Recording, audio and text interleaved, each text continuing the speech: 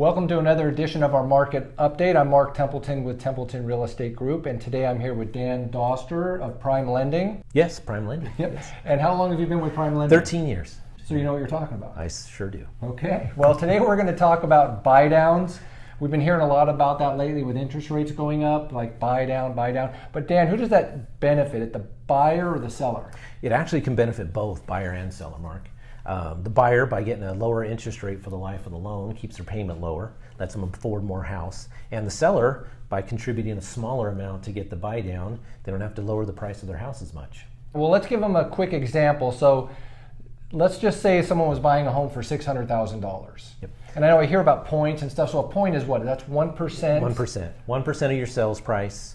And to buy the rate down 1%, it would be roughly about 3 points. Okay, so about $18,000 in that $600,000. On a $600,000 okay. scenario. Okay.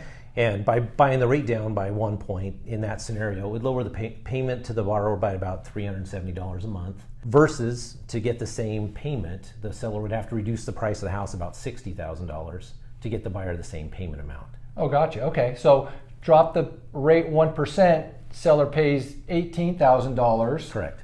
Versus having to drop it $60,000 to help that buyer get the same payment. Get the same payment, Awesome. correct. Okay. So it's a win-win for both. Nice.